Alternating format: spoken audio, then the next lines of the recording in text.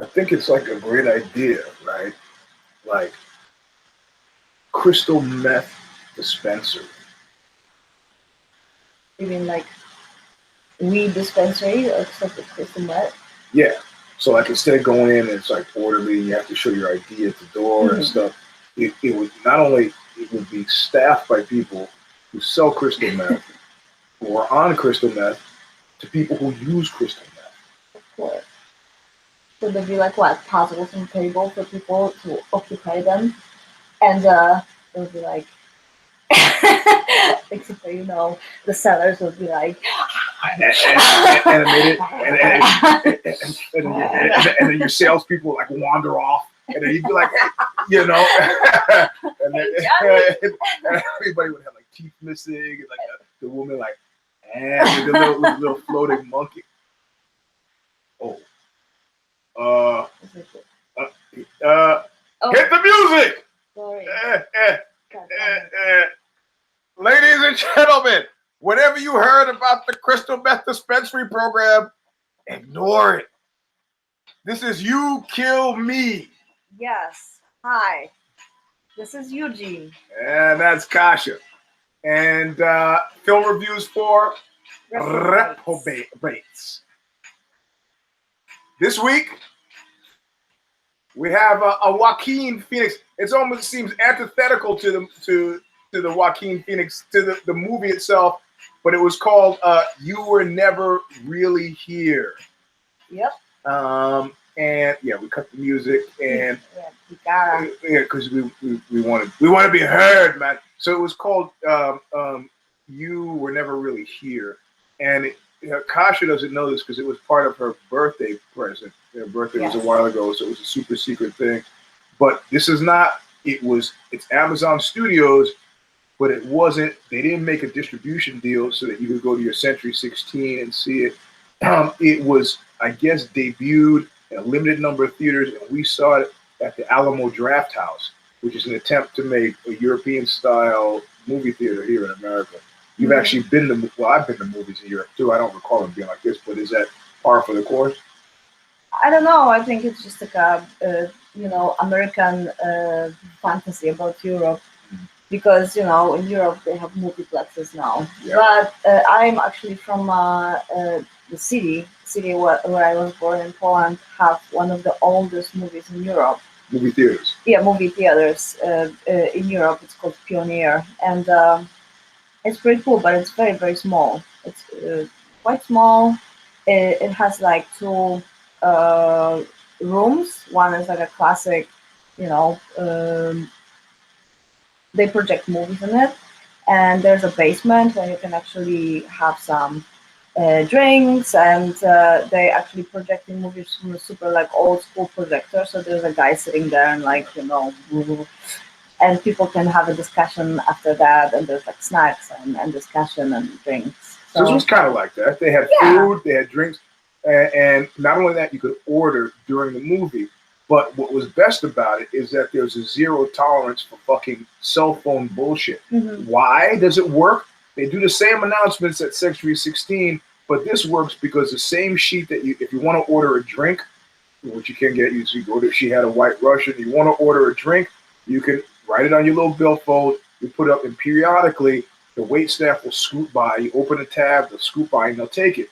If somebody's fucking around with their phone and talking, you can write their number, so-and-so is fucking around their phone and talking, you put it in the thing. You can just raise the card and they come in. They come get the card and you get one warning and it's zero tolerance. Like after that, I guess zero tolerance would be, it's one tolerance, not zero tolerance. And then you're fucking out. I love that policy. Yeah, so it was great. She ordered a drink, I had nothing. I should have ordered water, is what I should have done. I wasn't thinking. But we saw, and they had, you didn't see it at the end as well, they had response cards. But the theater was really, but I don't want to participate in that. I don't like the collectivization of art. If I fucking write a book or do a record, while I appreciate that there's a critical journalistic level that mediates that record for you so you can make a buying decision that makes sense, I don't want to participate in them changing the movie based on a questionnaire that I might have or not have, or filled out the right way or the wrong way, or in aggregate we all decide maybe kind of a weird thing. So I didn't do it. We walked by it and left it there. So you were never really there. Mm-hmm. This is the movie we saw. So your birthday movie. Yeah, I loved it. Thank you. Yeah. So Joaquin Phoenix is playing Joe, and Joe is apparently a retired veteran, and he suffers from PTSD and also from some horrible childhood trauma that he is coming back to in his head. At the hands of a father who is also, it seems like, a Marine.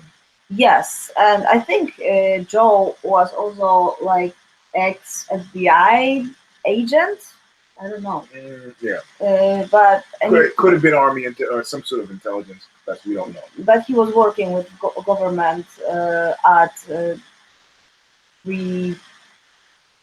how would you say that? He was pretty much.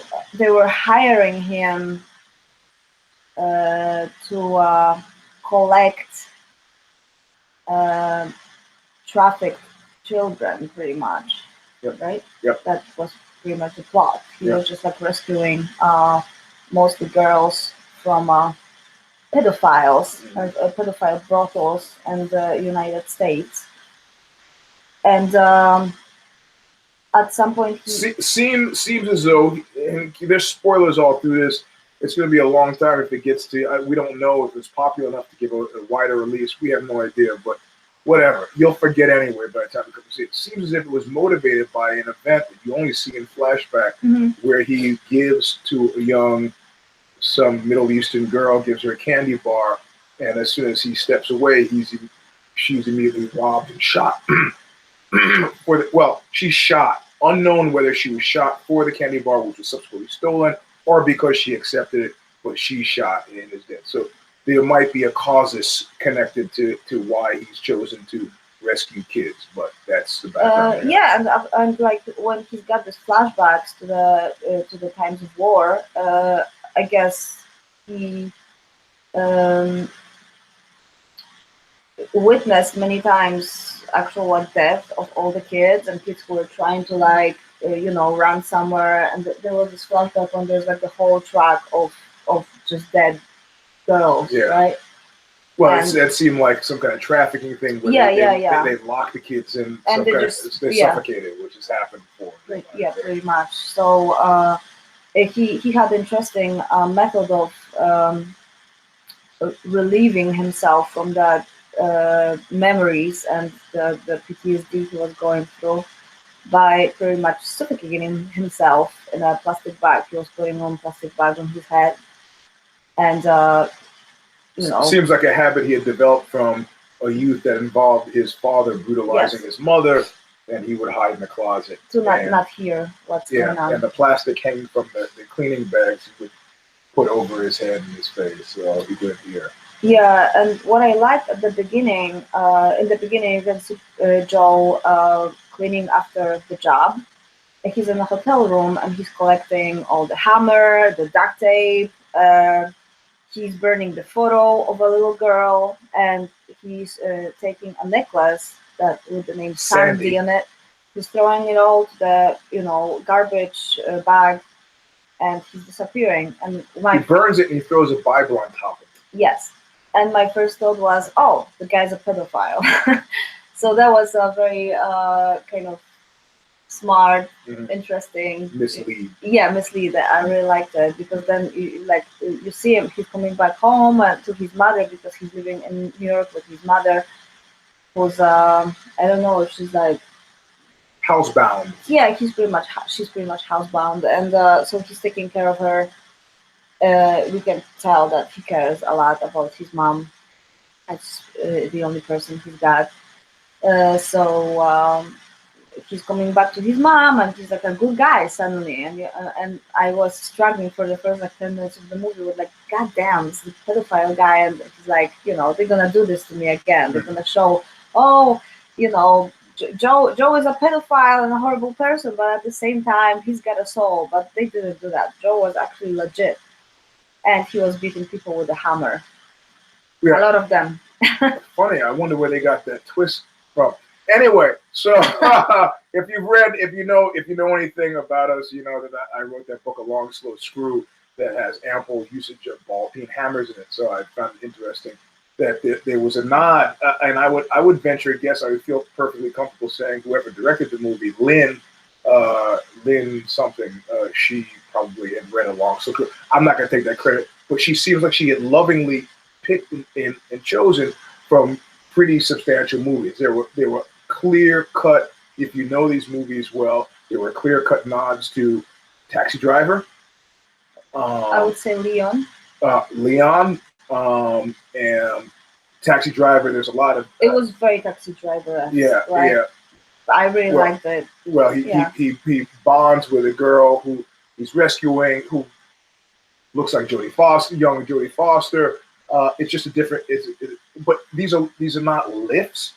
These are loving kind of nods. Yes. Notes from the Underground. Dostoevsky's Notes from the Underground, which also inspired Paul Schrader, who wrote Taxi Driver. There were elements of that in it as well. So you've got a real student, Lynn, whose last name I can't remember. The director. It's something like Hurley or Ramsey. Ramsey. She's Scottish. Yeah, Scottish. That she it means that she's conversant and she knows her shit. And there was a lot of that, as well as there's a guy named Peter Sotos, and Peter Sotos used to publish a magazine called Pure, all of which were collected in a book put out by Feral Press, I think, called Total Abuse. And the book is like about 300 pages of stories that are detailed stories about child murder, child rape, and rape of prostitutes, and so on. And he doesn't use very many Anglo-Saxonisms. He uses very clinical language. And I don't know Peter Sotos personally. He's Steve Albini has worked with him, and we worked with Steve Albini, and Steve Albini says that he seems to be a nice guy to me. I like him. No complaints. I wouldn't let him babysit my kid. I said that. But Sotos had an interesting thing he said in an interview. He said, listen, I think America's relationship is really dishonest to the sexualization of children. John Benet Ramsey, who was a beauty show kid who was killed. And I think a lot of Hollywood movies, once you talk about child exploitation, trafficking, I think they're dishonest about it. And just like I think they're dishonest about rape, my book, A Long Slow Screw, features several rapes. Well, maybe several is overstating it. It figures a couple of rapes, and they're male-on-male rapes, because I said Hollywood is so damaged, the narrative use of rape, that I absolutely don't want it to be titillating. Mm-hmm. And male-on-male rape, even gay men don't want to be raped, right? Women already. What do you mean even? Well, nobody wants to be raped. Well, let me finish. Yeah. There might be an assumption, like there's always a joke about, gay guy goes to prison. There used to be, when I was growing up, this unpleasant phrase that said he was happy as a faggot at Boys Town. This is clearly like the mid 60s. You just hear it. It's not anything that today would be tolerated, that people would say.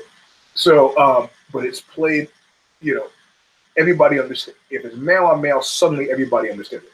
Specifically, when I say everybody, I mean heterosexual men. Mm-hmm.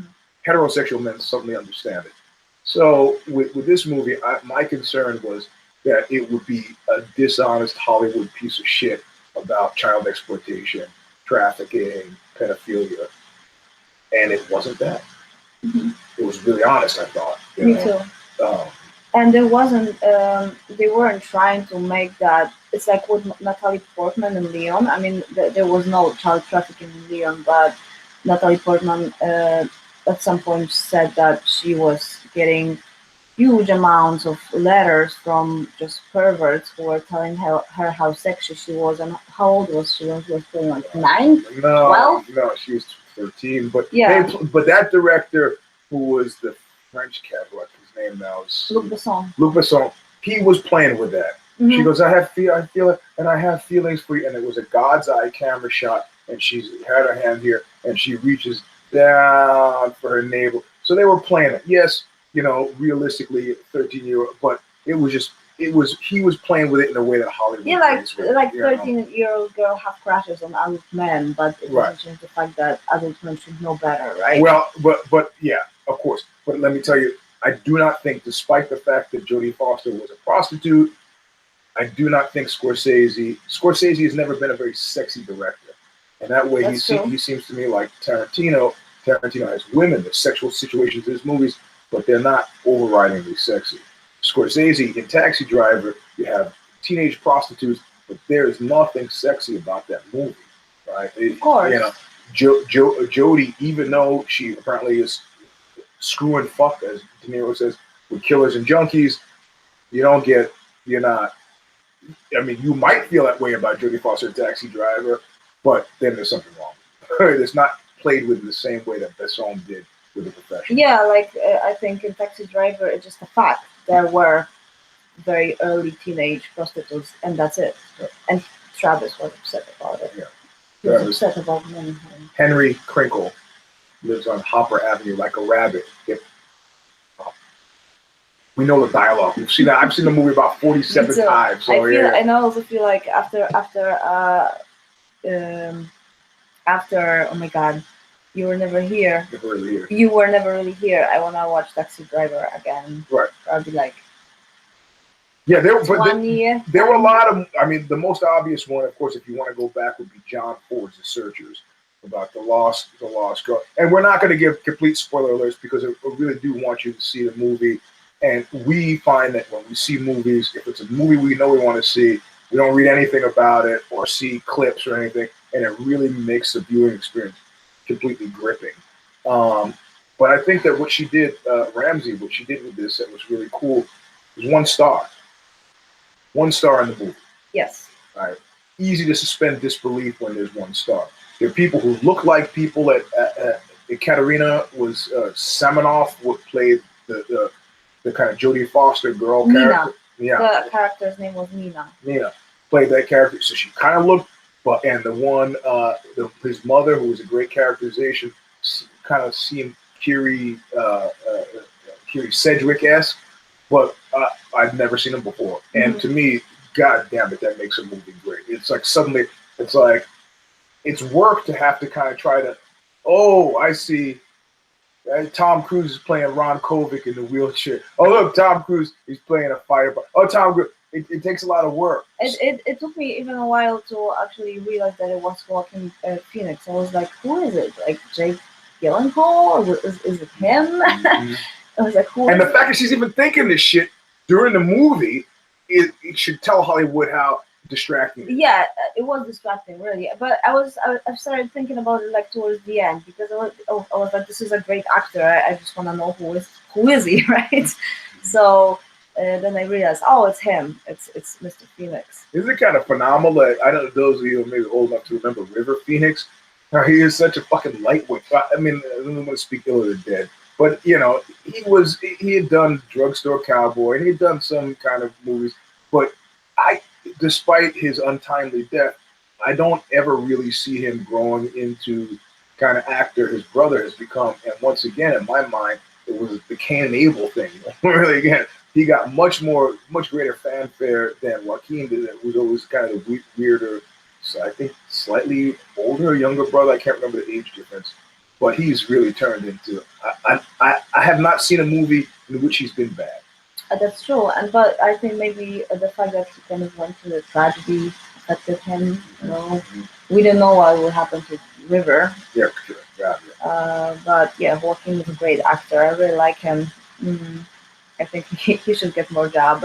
Well, he did that one, that completely confusing one that we saw where he was playing the guy on the beach, and kind of a beach detective with a hippie whose name a neon. Neon. Not Neon Demon. Neon Demon. Was he in that one or the other? Anyway, we've seen him recently, and there's something great. He's not a leading man, right? Mm-hmm. No. He doesn't aspire to be leading. Not interested. Character-driven actor, really good at it. He did an interview recently, in Interview Magazine, with Will Ferrell, and he kind of, like, actors have this insecurity about the work they do really being considered art. So they tend to lard it up,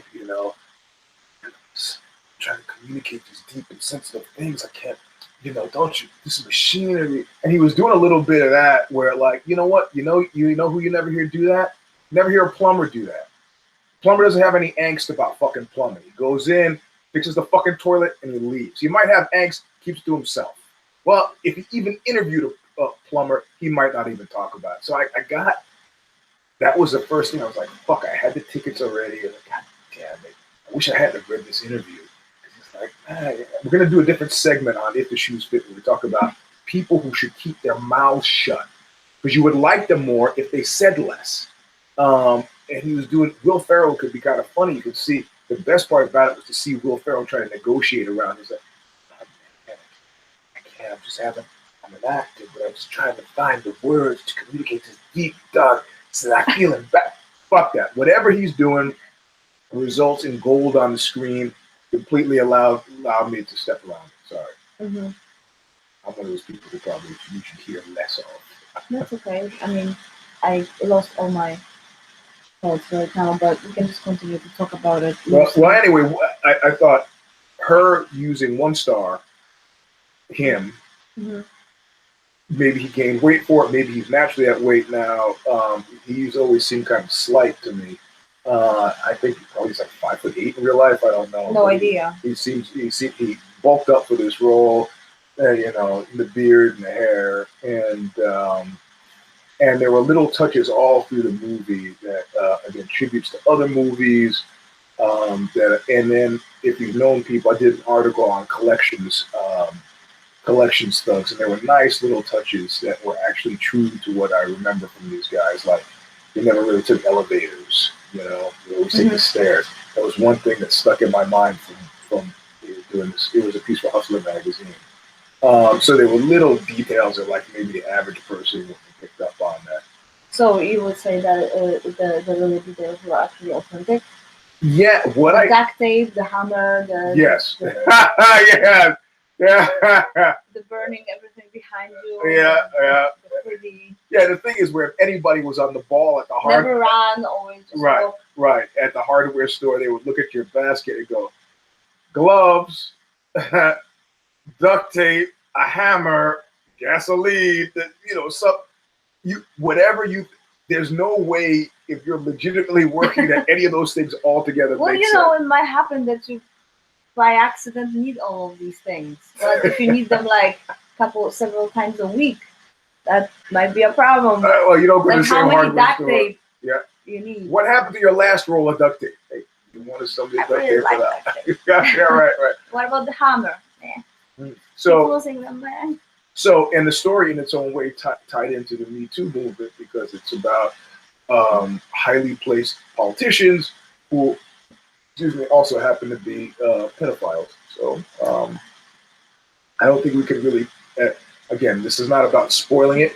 I don't see it would add to our take about whether we enjoyed the movie to tell you. Yeah, actually, there's one thing. This was also a genre that I really enjoy. And it was a revenge genre. And revenge genres typically always stumble down the stairs wrong. Like, I don't know if you remember Bruce Willis in the fucking Death Wish remake. Of course you don't remember it because it was completely pointless to see. And, if you watch the previews, there's a gun. It's a whole gun love, this thing. And he's lovingly, and he's got the thing. I mean, I don't know if you remember the original with Charles Bronson, but his first couple of hits were not done with a gun. They were done with, like, a sock full of quarters, So, and in this way, Lynn Ramsey really having his tool of choice be a hammer really changed the nature. Again, it's like me having male on male rape for Long So Screw. It changed your relationship. It wasn't his murder of bad guys. Wasn't this kind of cool, slick James Bondy thing where they got the gun and the gun is so fucking sexy. No, it was a hammer. Yeah, it was very uncool. Like he was just like. Whatever, there are like plenty of really good scenes, and all the like violent scenes are. She was very slick about how she wants to capture them. Yep, I really liked it. Yeah, it was clear that she wasn't doing this dishonest Hollywood thing. Yes, showing terrible violent scenes, but making them all Peckinpah-esque, super sexy and slow mo, like a music video, but just violent. That she was Actually, though there was no music video at all Yeah. in this movie. Yeah. It was just strangely enough, Johnny Greenwood did the soundtrack soundtrack was great. Yep. I really enjoyed from the soundtrack. Radiohead. For those of Yeah. you who don't know, so yeah. I really like Joe, the main character, had a lot of kind of visions, fantasies about suicide. He was fantasizing about suicide a lot, and it was bringing him a relief, apparently. Just like the choking with the plastic bag.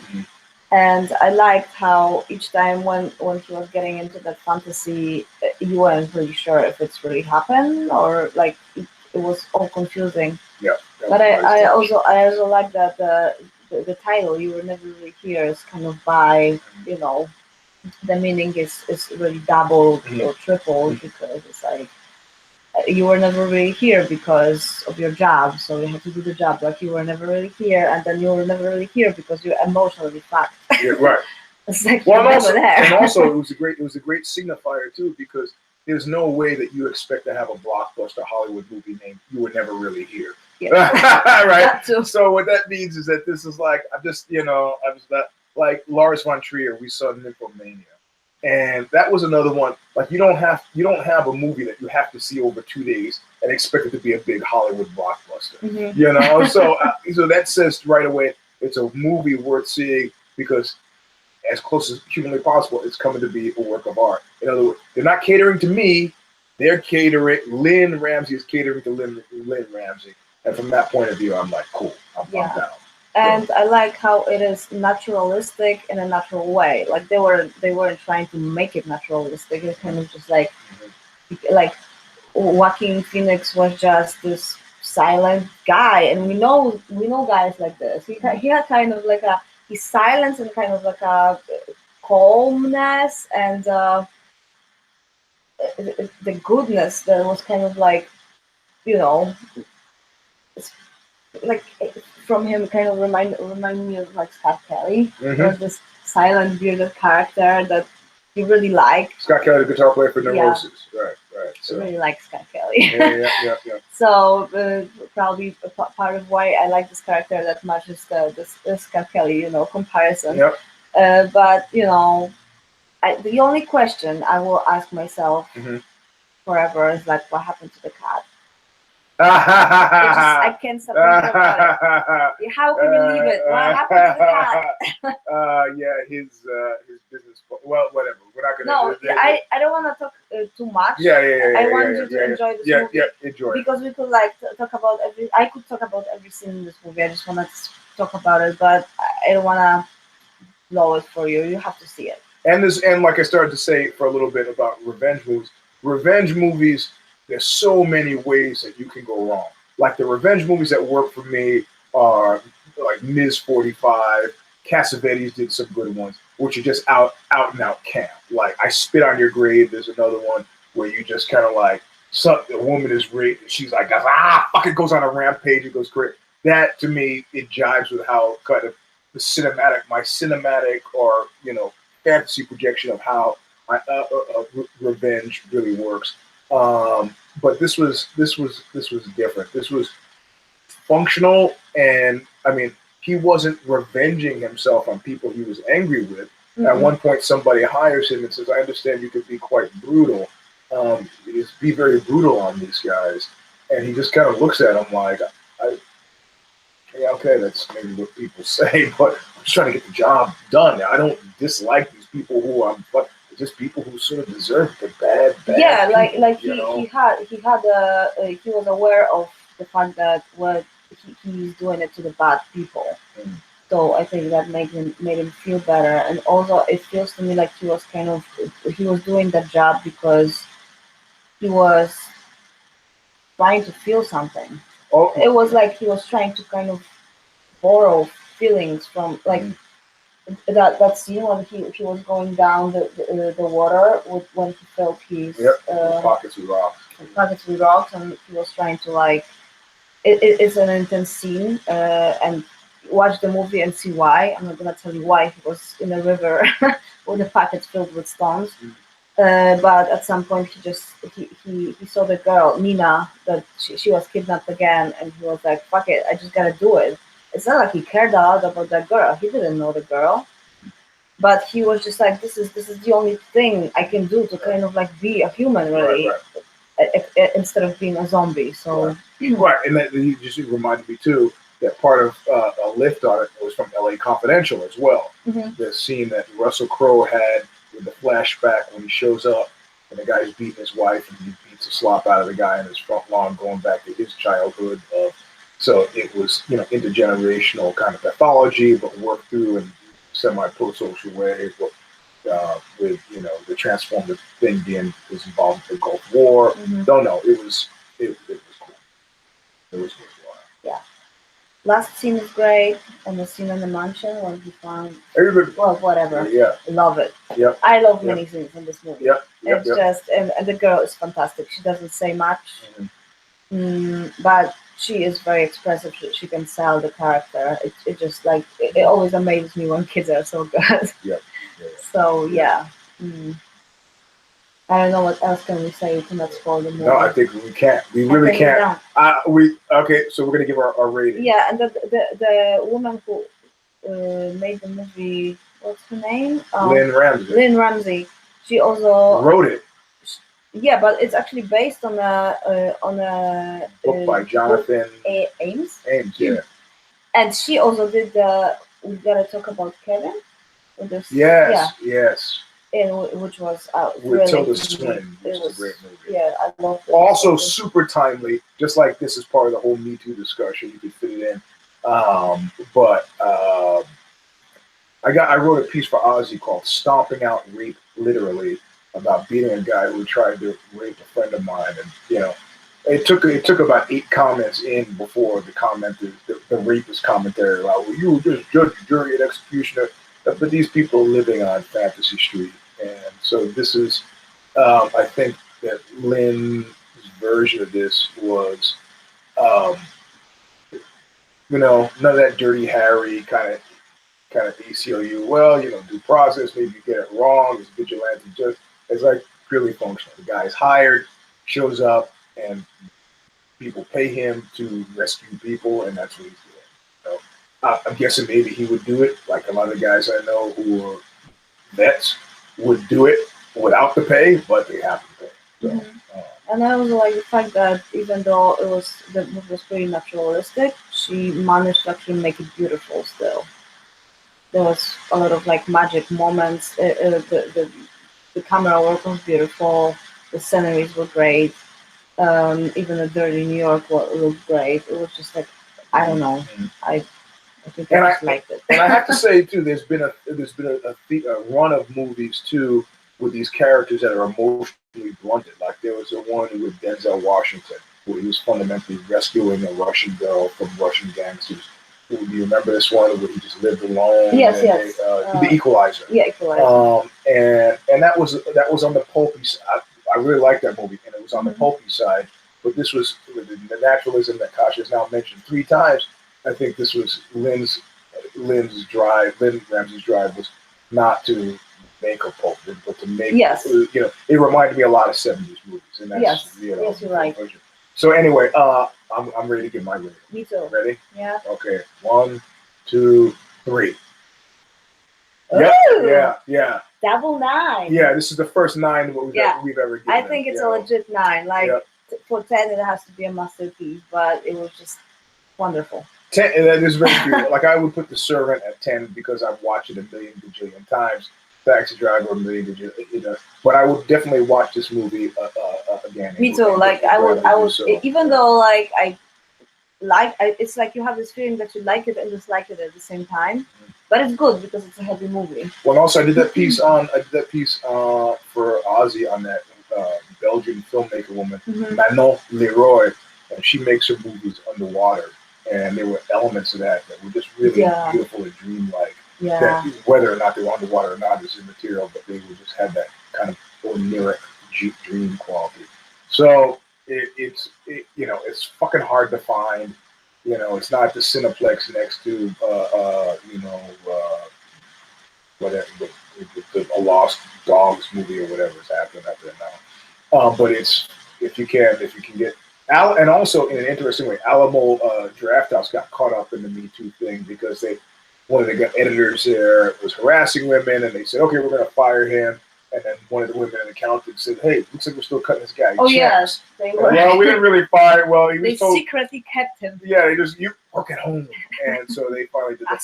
And in the spirit of full disclosure, Alamo Drafthouse is doing this thing with bands where bands play live the soundtrack for movies with a director who then shows up. Friends of ours in that band, Juju, did in LA with, don't tell me, with David Lynch. And they've asked Oxbow to do it, except Oxbow cannot, of course, agree on the director. Actually, it could be dead, but it'd be cool if they were alive because then they show up to the event. So we haven't agreed on the film that we would best be suited to play the live soundtrack for, and for a director that we want to show up to meet. So at some point we will, but Alamo Drafthouse is a great concept, and I felt probably a million times better going there than I have. I wanna go only there now. Yeah. I really love the whole venue. Yep. And the White Russian was really well made. Yeah. So anyway, that's it. You got anything else? No, just watch the movie, please, and tell us what you think. I think it was great. And the last scene, at first I was like, really, that's it? And then I was like, yeah, of course. Like, what else can you do? Right. I'm not gonna say anything. And the crystal meth dispensary idea. Yeah, it's golden. We'll license it to you. I think we're gonna start a GoFundMe page and. No, the first thing we have to practice is saying it with a straight face. We could just help so many people who are in pain. There's no need to, criminalize it. Right. The pain that comes from, sleeping for 8 hours a night. You have so much time on your hands suddenly. So give, will you, please? And like shy people like me, right? They opening themselves to the world and suddenly blab for 24 hours. And people who don't have kitchen tables that have engines on them, they've systematically taken apart and then forgotten about. Those people need our help too. Yes. Although so many philosophical conversations that are like 10 of them started at the same time and never finished. And we have a lot of teeth. So those teeth are not all needed, I'm pretty sure. So our crystal meth dispensary will help people who need help. And also we can kind of get some kind of discounts for teeth implants at the same time with a card. Yes. Yeah, think about it. I mean, you're not losing anything really. Hey, we're not asking You're gaining more life. We're not asking for a handout. We're just asking for a handout. You're gaining life. You're gaining hours. Next show, we'll have a name for a crystal meth dispensary. We haven't thought that far ahead. Anyway.